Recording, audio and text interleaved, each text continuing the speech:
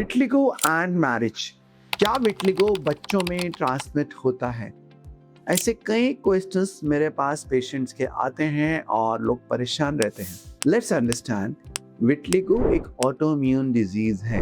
विटलिगो एक से दूसरे को स्प्रेड नहीं होता, इस बात को अच्छे से समझ लें। एक और बात मैं शुरू में ही बताना चाहूँगा कि unlike other skin disease like psoriasis है या एसएलई है, सजॉन सिंड्रोम है, जो कि ऑटोइम्यून डिजीज है और स्किन की है, वो कहीं ना कहीं आपकी हेल्थ के ऊपर बहुत सारी प्रॉब्लम्स क्रिएट करते हैं। जैसे सोरियासिस, अगर आप इसको ट्रीट नहीं करते तो उससे आपको हार्ट डिजीज और मल्टीपल अदर प्रॉब्लम्स होने के भी चांसेस हैं। लेकिन विटलिगो एक कॉस्मेटिक डिजीज ज़्यादा है, इससे कोई और लाइफ थ्रेटनिंग डिजीज आपको अपने आप में नहीं होती, इससे आपकी लाइफ एक्सपेक्टेंसी भी कम नहीं होती। लेकिन इसके साथ मैं ये भी बोलना चाहूँगा, क्योंकि ये ऑटोइम्यून डिजीज है, इसका एसोसिएशन दूसरी ऑटोइम्यून डिजीज के साथ भी हो सकता है।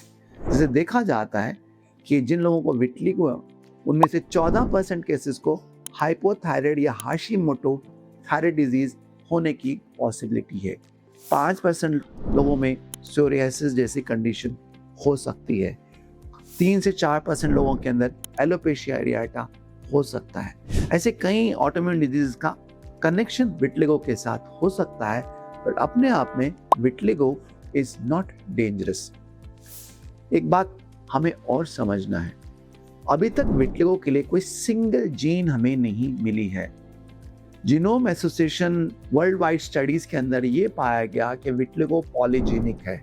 इसका मतलब कि इसके लिए सिंगल जीन नहीं है, मल्टीपल जीन्स में जब चेंजेस आते हैं, डीएनए में जब चेंजेस आते हैं तो विटलिगो क्रिएट होता है, उसका निर्माण होता है।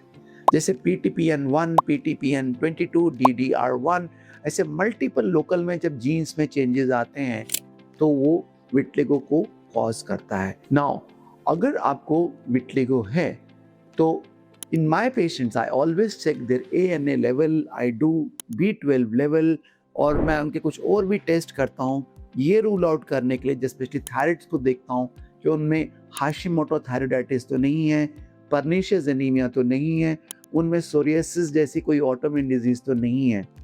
I always take a history, specially बच्चों में, कि उनका स्टमक ज़्यादा अपसेट तो नहीं रहता, क्योंकि सीलिएक डिजीज एक ऐसी ऑटोइम्यून डिजीज है जो पेशेंट है वो व्हीट यानी ग्लूटेन से सेंसिटिव होता है, ग्लूटेन एंड ग्लाइडिन से सेंसिटिव होता है। ग्लूटेन और ग्लाइडिन एक प्रोटीन है जो हमको व्हीट में मिलता है और उसके लिए बॉडी काफ़ी सेंसिटिव होती है, एलर्जिक होती है, इससे उनको सीलिएक डिजीज हो जाती है और सीलिएक डिजीज से उनको विटलिगो भी हो जाता है। तो ये कुछ स्क्रीनिंग टेस्ट होते हैं जो अगर आपका डॉक्टर है तो वो ब्लड टेस्ट करके इन सब को रूल आउट कर लेता है।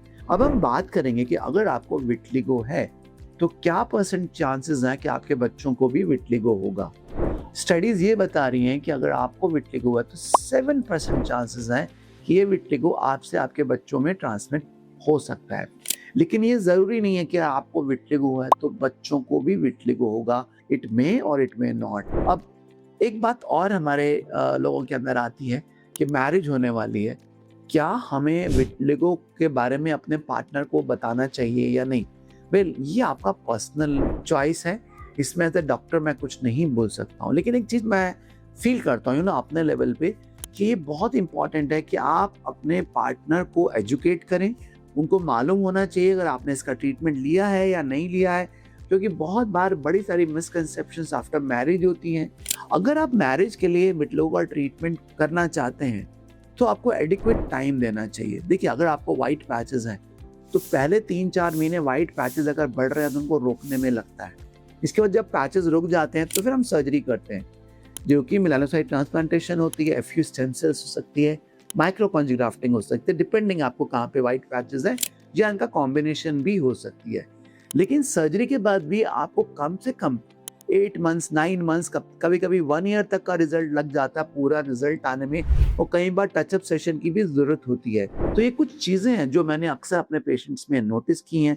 And what I have seen, जो पेशेंट ट्रीटमेंट के लिए कंसिस्टेंट रहते हैं, प्रॉपर ट्रीटमेंट लेते हैं, सर्जरी कराते हैं, फॉलोअप करते हैं, उन केसेस में हमको अबाउट 80 to 90 और 100% तक भी रिजल्ट मिल जाते हैं, जो ये काफ़ी सेटिस्फैक्ट्री रिजल्ट होते हैं।